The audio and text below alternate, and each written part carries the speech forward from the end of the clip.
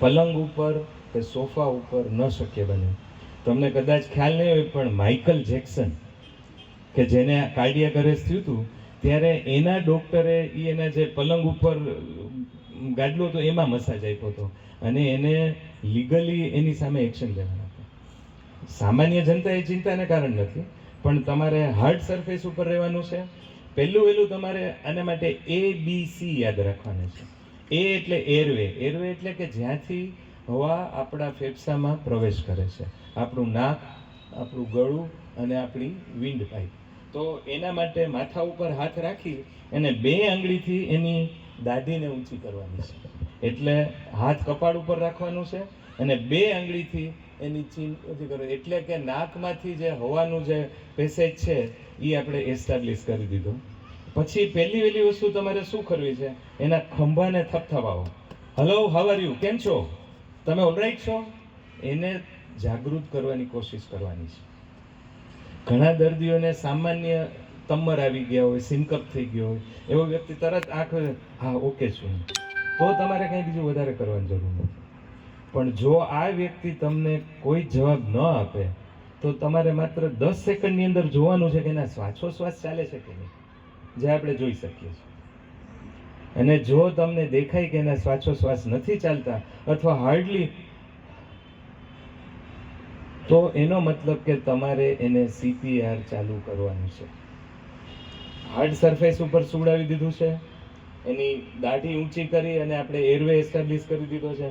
હવે આપણા 2 હાથ, આપણા હાથની આ જે હીલ છે, આ હાથ અને એની ઉપર બીજો હાથ રાખી અને આ હીલને છાતીના વચ્ચેના નીચેના ભાગમાં મૂકવાનો છે અને તમારે આમ કોણી ઉપર, ની ઉપર બેસી જવાનું છે અને તમારો હાથ કમ્પ્લીટલી સીધો હોવો જોઈએ, કોણીથી વળેલો ન હોવો જોઈએ.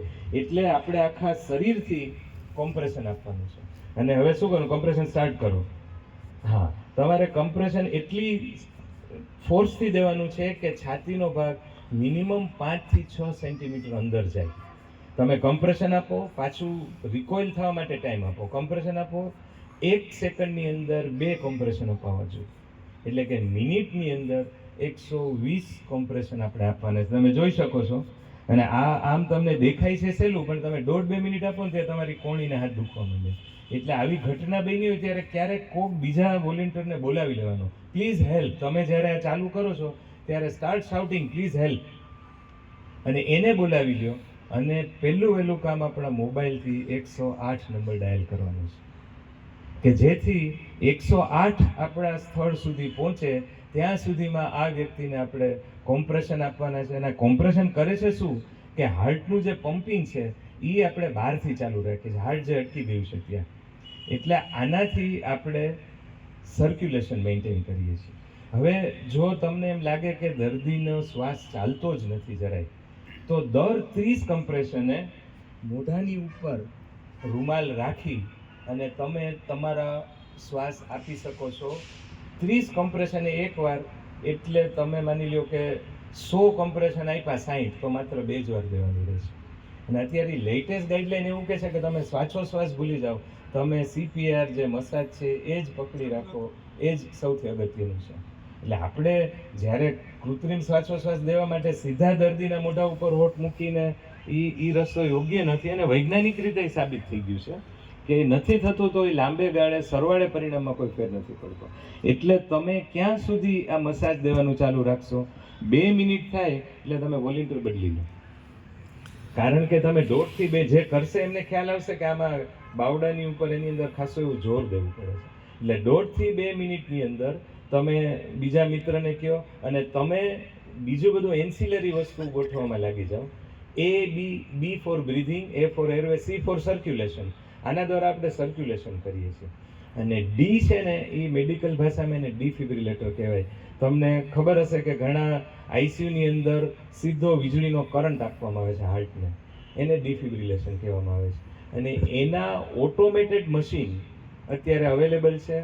અને જે રીતે મોદીજી આપણા દેશને આગળ લઈ જઈ રહ્યા છે, ટૂંક સમયમાં એવું થવાનું છે કે જાહેર સ્થળોએ એક કાચની અંદર આ AEDના પેડલ સાથેના મશીન ઉપલબ્ધ હશે. એરપોર્ટમાં તો ઘણી જગ્યાએ રાખે, તમારે સીધો કાચને તોડી એ પેડલ લઈ અને છાતીમાં એની મેળે સ્કેન કરી લેશે. તમારે બે જ જગ્યાએ એક વચ્ચે ને એક સાઈડમાં પેડલ રાખી દેવાનું અને મશીનને તમારો આસિસ્ટન્ટ હોય ઓન કરે અને તમે બટન દાબો એટલે એને કરંટ લાગી જાય. અને જેવું હાર્ટને કરંટ લાગે છે એટલે હૃદય ઉપડે છે અને પમ્પિંગ ચાલુ થઈ જાય. આ 4 સ્ટેજ છે. આપણે ત્યાં હજી ચોથો તબક્કો જેને ડિફિબ્રિલેટર છે હજી ઇઝી નથી, સામાન્ય લોકો માટે નથી. તમે માત્ર આ બે જ વસ્તુ કરો કે દર્દીનું એરવે બરાબર ગોઠવી દો, 108 માટે ફોન કરી દો અને 108 આવે ત્યાં સુધી, અથવા ઘણીવાર એવું બને કે બહુ પ્રોપર મસાજ 2 થી 3 મિનિટ બધાય, દર્દીનું હૃદય ચાલુ થઈ જાય, દર્દી શ્વાસ લેવા માંડે, ઓકે લાગવા માંડે, તો તમારે મસાજ અટકાવી દેવાનું. આટલી વસ્તુ CPRમાં કરવાથી આપણી સમક્ષ કોઈ વ્યક્તિનું હાર્ટ અરેસ્ટ થઈ ગયું હોય એને આપણે હોસ્પિટલ સારવાર સુધી પહોંચાડી શકીએ છીએ. તમે છેલ્લા 2-3 વર્ષમાં જે બધા મીડિયામાં ક્રિકેટના મેદાનમાં યંગ છોકરો રમતો હતો, પણ બધા 108 આવવાની રાહ જોઈને બેઠા હતા. એટલે આ ટ્રેનિંગ જીવન બચાવી શકે એટલી બધી અગત્યની ટ્રેનિંગ છે. અને તમારામાંથી 1-2 જણને હું વિનંતી કરું છું કે તમે આવો.